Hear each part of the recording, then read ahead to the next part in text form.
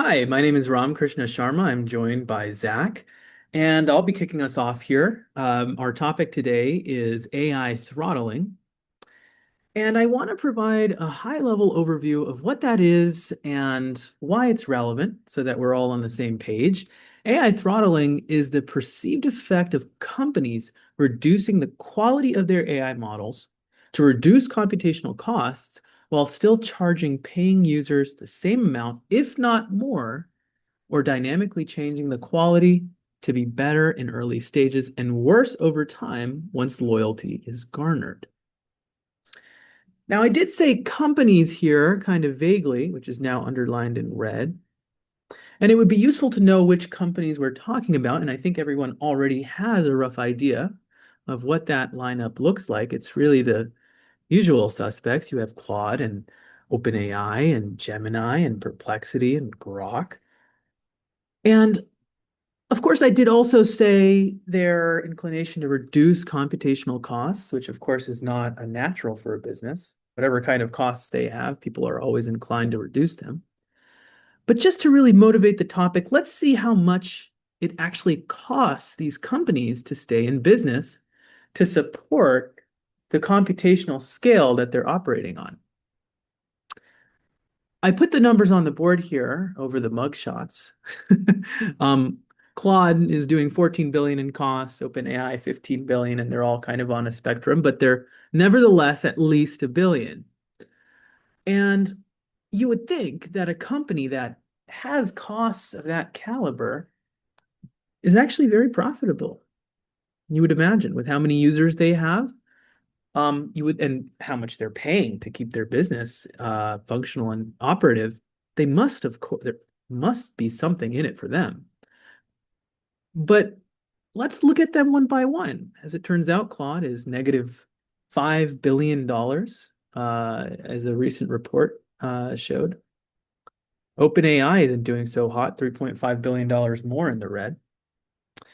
Perplexity, we don't have too much information about just because it hasn't really been published, but you can imagine a loss on a comparable scale. Slightly less so because Perplexity is a smaller company overall with fewer users.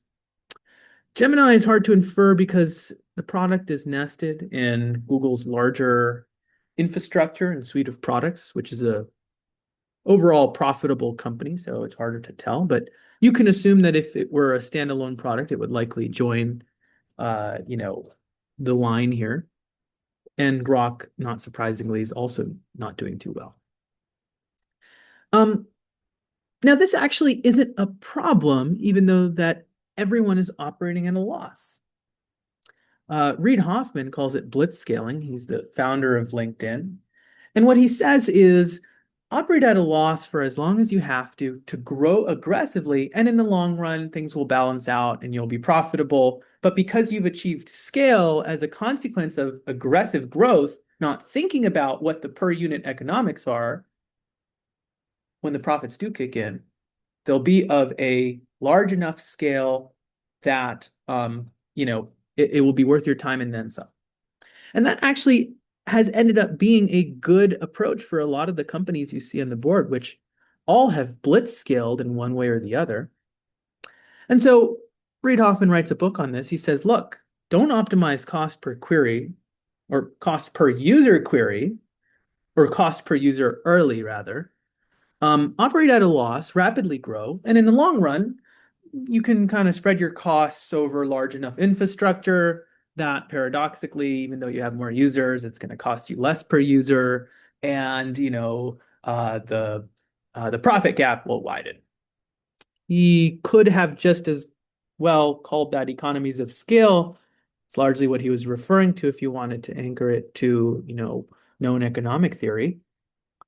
But he didn't really take one thing into account, and that was how that graph would look like for AI products. We know in traditional tech, you kind of have costs rise and it costs you a lot to aggressively grow, but in the long run, the cost per user at scale ends up dropping, the profit gap widens. Throttling is not a question. If anything, products must get better to maintain their user base. But with AI products, the cost per user does not shrink, it stays high. And if anything, the trend line suggests that it's actually growing and the profit gap is squeezed and the pressure to throttle is high. And so that kind of sets the stage to really talk about AI throttling with the context we have so far. And it's the perceived practice, and I say perceived because obviously these companies are not disclosing that they are throttling. So it's the perceived practice of companies reducing, limiting, or unevenly allocating AI performance in order to manage compute costs, capacity, or demand, often without users clearly seeing how or when that reduction occurs. And the body of proof that we have for supporting this, because of course I said it was perceived at best, is pretty robust. We have a lot of proof. Specifically, Sturslayer on Reddit. He says ChatGPT got 10 times worse or 100 times worse overnight. He says it's cutting corners, it's not generating without tons of prompting and begging. And so we just have to take Sturslayer's word. Now, that is kind of tongue in cheek, but if you searched yourself and kind of put some keywords in, ChatGPT, worse, Claude, worse, you'll find thousands of posts that are relatively saying the same thing. Now, is that just an effect of the crowd? Some kind of mass misinterpretation?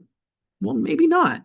In fact, the AI director at AMD said, hey, something's going on here. I think there's a level of degradation that cannot be ignored. In fact, her team analyzed about 7,000 Claude code sessions, incorporating more than 300,000 or just about 230,000 tool calls. And what she found was what the industry nowadays is converging on, that Claude's flagship coding model, let's say Opus 4.6, it had 83.3% accuracy last week. This week it was retested and it fell from number 10 to number, or it fell to number 10 from number 2 with a 68.3% accuracy. So that is a pretty significant drop. And there was a 98% increase in hallucination.